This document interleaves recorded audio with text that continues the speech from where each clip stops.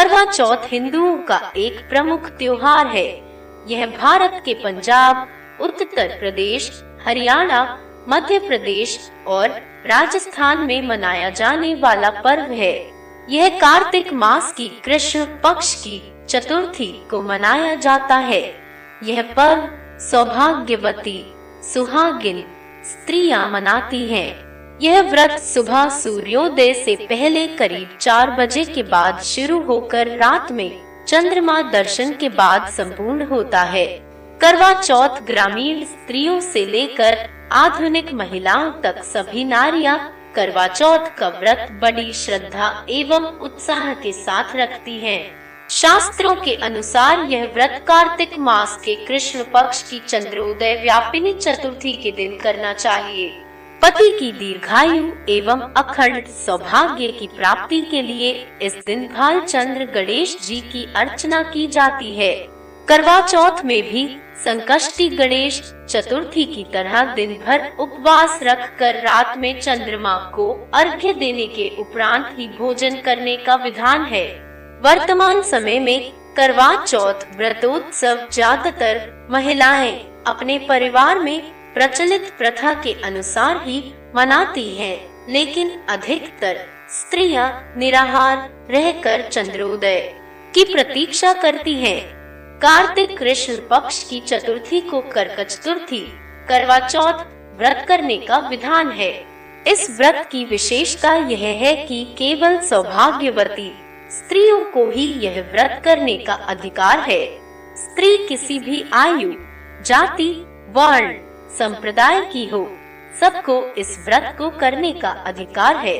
जो सौभाग्यवती सुहागिन स्त्रियां अपने पति की आयु, स्वास्थ्य व सौभाग्य की कामना करती हैं, वे यह व्रत रखती हैं।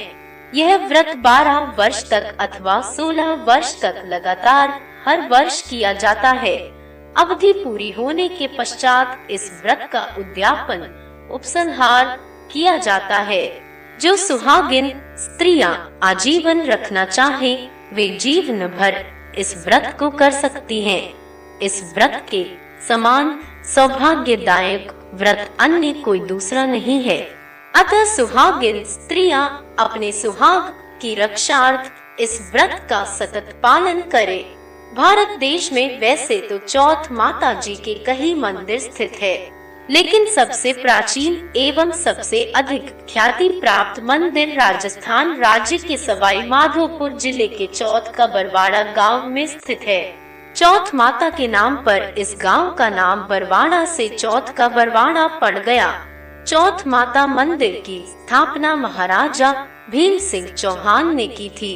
व्रत की विधि उपवास सहित एक समूह में बैठ महिलाएं चौथ पूजा के दौरान गीत गाते हुए थालियों की फेरी करती हुई चौथ पूजा के उपरांत महिलाएं समूह में सूर्य को जल का अर्घ देती हुई कार्तिक कृष्ण पक्ष की चंद्रोदय व्यापिनी चतुर्थी अर्थात उस चतुर्थी की रात्रि को जिसमें चंद्रमा दिखाई देने वाला है, उस दिन प्रातः स्नान करके अपने सुहाग पति की आयु, आरोग्य, सौभाग्य का संकल्प लेकर दिन भर निराहार रहे।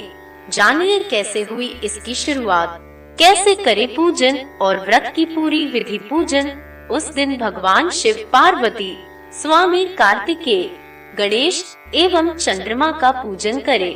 पूजन करने के लिए बालू अथवा सफेद मिट्टी की वेदी बनाकर उपरोक्त वर्णित सभी देवों को स्थापित करें। नैवेद्य शुद्ध घी में आटे को सेंक कर उसमें शक्कर अथवा खांड मिलाकर मोदक, लड्डू नैवेद्य हेतु बनाएं। करवा काली मिट्टी में शक्कर की चाशनी मिलाकर उस मिट्टी से तैयार किए गए मिट्टी के करवे अथवा तांबे के बने हुए करवे संख्या 10 अथवा 13 करवे अपनी सामर्थ्य अनुसार रखें। कार्तिक कृष्ण पक्ष की चतुर्थी को करवा चतुर्थी करवा चौथ व्रत करने का विधान है।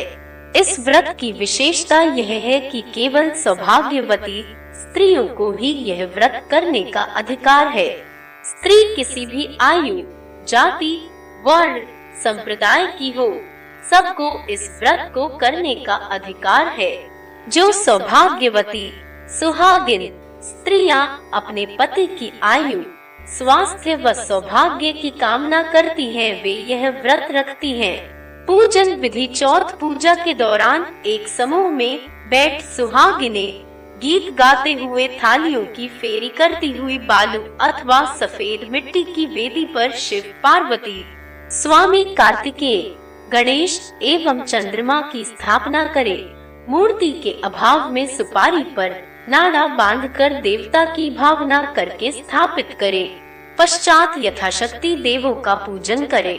पूजन हेतु निम्न मंत्र बोले। ओम शिवाय नमः से पार्वती का, ओम नमः शिवाय से शिव का, ओम षण्मुखाय नमः से स्वामी कार्तिकेय का, ओम गणेशाय नमः से गणेश का तथा ओम सोमाय नमः से चंद्रमा का पूजन करे। कर्मों में लड्डू का नैवेद्य रखकर नैवेद्य अर्पित करे। एक लोटा, एक वस्त्र व एक विशेष करवा दक्षिणा के रूप में अर्पित कर पूजन समापन करे। करवा चौथ व्रत की कथा पढ़े अथवा सुने। सायंकाल चंद्रमा के उदित हो जाने पर चंद्रमा का पूजन कर अर्घ्य प्रदान करे। इसके पश्चात ब्राह्मण सुहागिन स्त्रियों व पति के माता पिता को भोजन कराएं। भोजन के पश्चात ब्राह्मणों को यथाशक्ति दक्षिणा दे।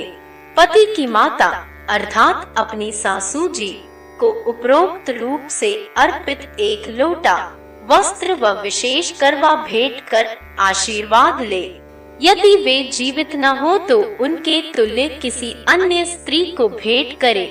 इसके पश्चात स्वयं व परिवार के अन्य सदस्य भोजन करे।